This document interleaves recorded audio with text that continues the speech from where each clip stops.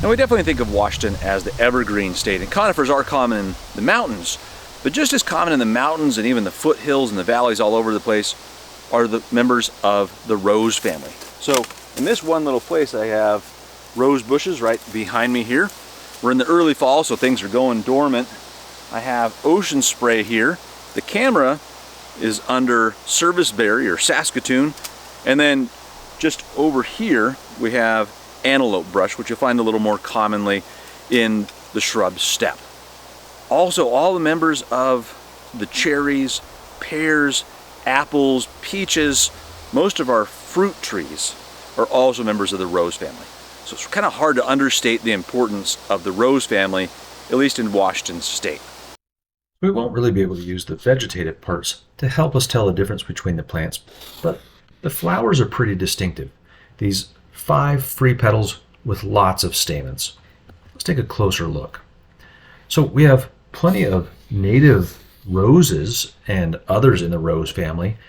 And if you're here in Yakima Valley, you're also surrounded by lots of tree fruits, which are also in the rose family. Where do the roses fit in the plant kingdom? They're up here in the dicots. They're actually in the ROSACEAE order, named after them. So they're a flowering plant along with all these other guys. And how do you know if you have something in the rose family? Well, we've got to have a combination of lots of features. And again, they're really variable, but very often the leaves have these toothy margins. They're usually spirally or alternately arranged on the stem. Very often you'll see stipules, but they're fragile and they fall off, like this one right over here on the cherry. So if it's really early in the season, you may see the stipules. Many members of the rose family have them, but it's not a distinguishing feature for sure. Now, the flowers get a little more distinctive. There are 5 sepals and 5 petals. They're free, so they're not fused together, so pretty easy to tell that way. And like I said, many stamens, usually 10 or more. And then the ovary is inferior, which is why we see apples the way we do. So you have the petals up here, and the ovary is below that, connected to the stem. So on an apple, that's why we see kind of the remnants of the flower up top of the apple itself. Now the fruits could be just about anything. Habitat's really variable, and you find them all over the world, so those features don't really help us. But the flowers are usually the most distinctive feature. All right, so you have a plant in the rose family. So the identifying features that are going to help you to further identify it to the species is to note its growth form. What does it look like? Does it have armature, spines, thorns, things like that? Prickly ends of the leaves. Are the leaves simple or compound? Are those margins toothy, like the strawberry, or are they fairly smooth? And then always noting as many details as you can about the flowers. How big are the petals? What color are they? How are they arranged? Are there a bunch of them together in a cluster like the Spirea, or just a single one like in this strawberry? And then, of course, the type of fruit. Is it fleshy? Is it dry? Any details you can get on that. And that's going to help you identify it to species. Let's take a look at a few species. Most of the plants we talk about will be shrubby or woody, but the strawberry is not. It's herbaceous. It's got these basal leaves that all come out of the ground, and they are pinnately compound leaves. So there are 3 leaflets coming off of this leaf stalk there. Flowers are exactly what we'd expect. The fruit, however, is a little surprising. What we usually think of as the strawberry is actually the receptacle, this part here that holds all the ovaries. And the fruits are actually these little achenes, basically like miniature sunflower seeds, that type of fruit. And they're held on this enlarged receptacle. There's a lot of strange stuff like that that goes on in the rose family. A lot of kind of creativity. So We find roses in the forest just like we do strawberries, but we can find them on stream sides and way down into the desert as well. So pretty highly variable. Don't find them in the deep forest, but you will find them just about anywhere in the state. They smell wonderful, they look beautiful, and we're not going to try to learn all the different types. There are many types of roses, so we'll just get into the genus Rosa. These have compound leaves, so coming off of the main stem here, we have this one long leaf stalk, and it's divided into pinnately compound leaflets. Usually roses are armed. They have these little thorns on them, really more accurately prickles, sometimes spines as well. And they do have stipules. In this case, they're joined with that leaf stalk there. And we see the fruit here, the rose hip, another kind of unusual type of fruit, but we can see the remnants of the petals and the inferior ovary toward the stem. The bitterbrush, or antelope bush, is a common shrub that you'll find in the shrub steppe, especially canyons and hillsides, even getting up into the foothills under the ponderosa pine trees. So it's a good-sized shrub, good 4 to 6 feet tall. One of the interesting features is that its roots down here, which are pretty stout, associate with bacteria that help them draw in lots of nitrogen. And that nitrogen is an important and rare resource.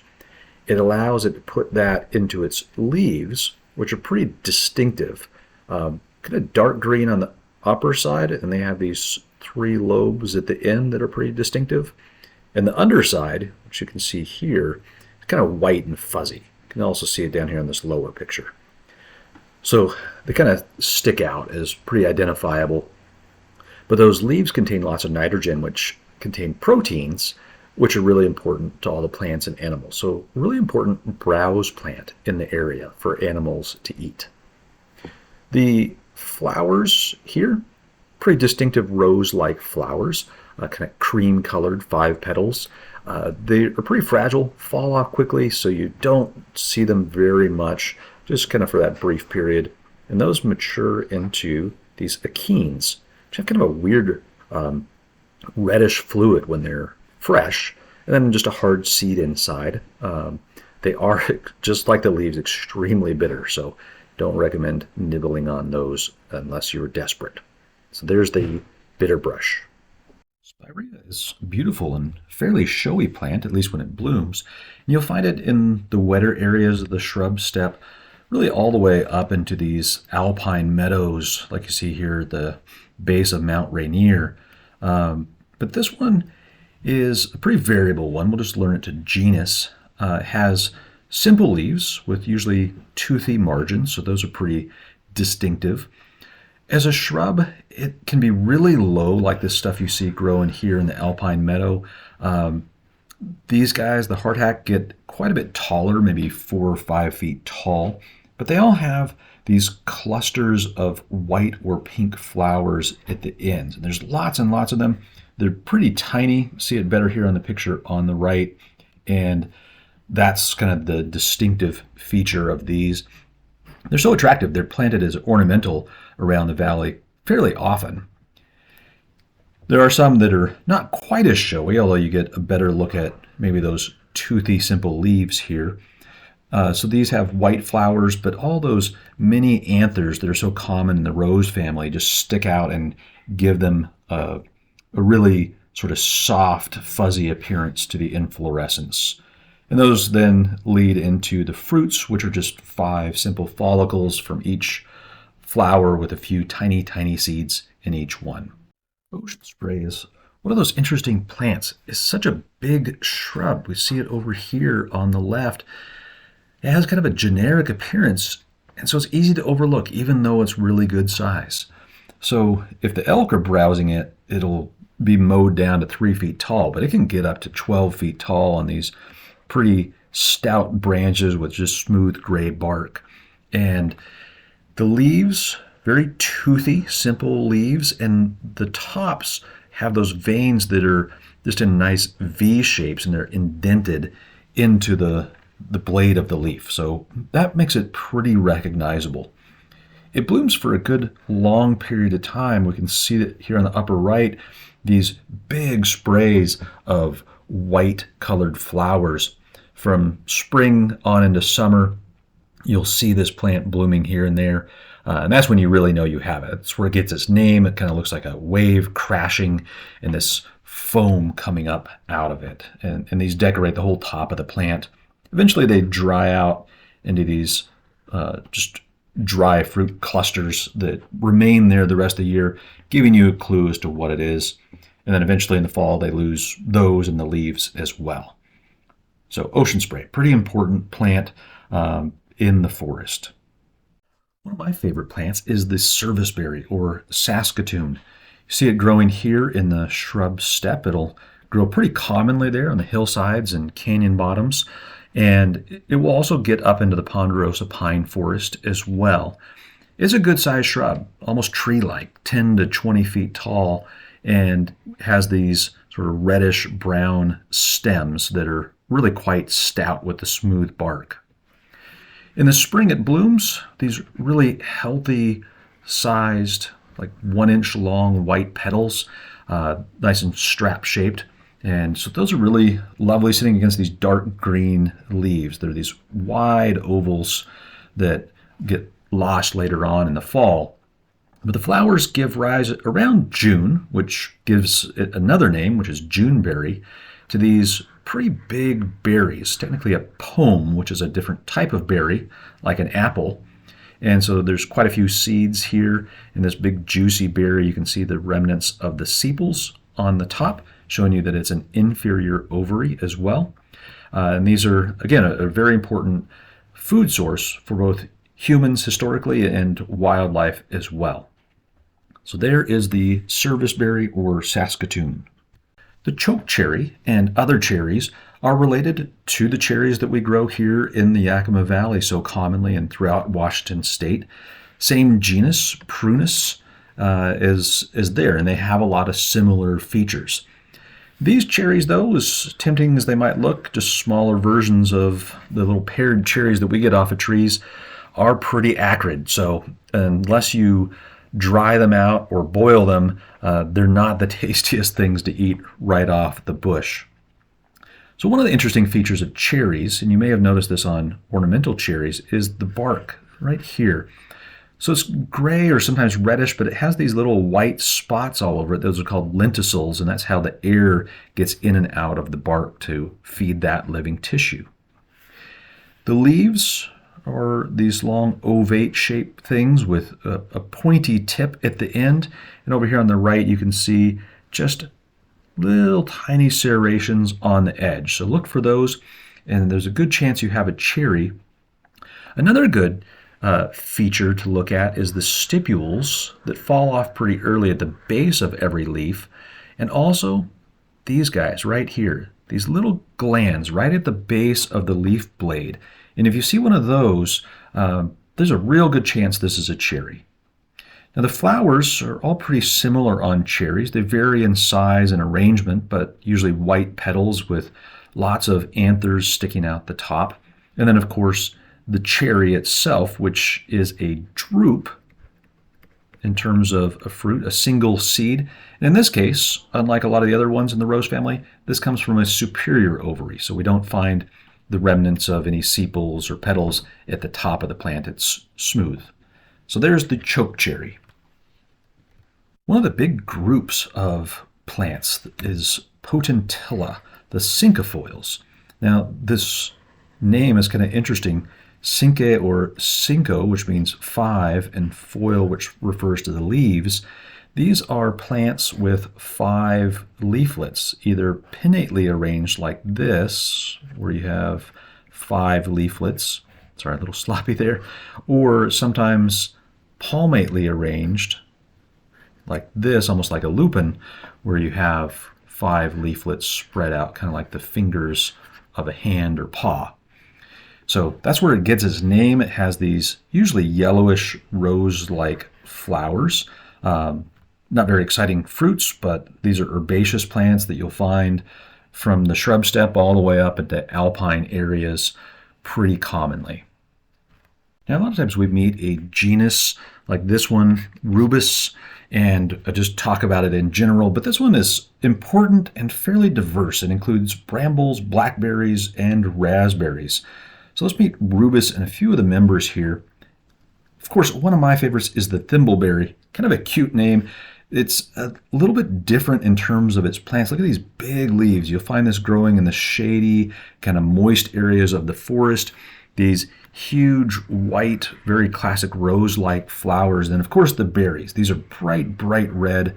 They kind of fade really quickly, and they're delicious when they're fresh, but they do go soft, so don't pick them and take them home. Just eat a couple and smile and move on. So there's the Thimbleberry, one of the few members with simple leaves, even though they are lobed, and of course the toothy margins that we see so often. You get a dwarf bramble. This one has compound leaves, like a lot of them, usually 3 leaflets, 1, 2, 3, but this one grows along the ground, and so these stems, not really shrubby but perennial, grow right along the ground and keep rooting, a lot like you'd picture a strawberry. In fact, easy to mistake for a strawberry, and has kind of the classic rose type flower as well. So that's the dwarf bramble, not armed, unlike this guy, the blackcap raspberry. So these plants are both a blessing and a curse. Look at this armature on this thing. These prickles are really sharp and stout, and they will catch your clothing and rip them up pretty readily as you walk through the forest. These like kind of somewhat shady, but usually they need plenty of sunshine, so you'll find them in kind of protected areas of the forest. These really white stems, which is what its name comes from, leucodermis, white skin. And they produce these berries that are really tasty if you get them just at the right stage, not too early and not too late. These guys, like many others, have compound leaves, which you can see here, these 5 leaflets, which also have prickles on them. So these are pretty well-armed plants. You got to work around them carefully to get the reward. Trailing blackberry, kind of similar, another native plant, usually these 3 leaflets, again, toothy margins and nice big juicy berries, which really aren't berries at all, but really a cluster of drupes. I mentioned drupes before. The drupe is a one-seeded fleshy fruit, and since each of them come from a separate pistil, the female part, each of them is a drupe clustered together in one single structure. And so that is really not a berry at all, but a cluster of drupes or druplets, if you want to be technical about it. But don't go correcting your friends. Just call it a berry and enjoy your time together. Well, that's it for the rose family. I hope you enjoyed getting to know a few of these important members of Washington State. Till next time, happy botanizing.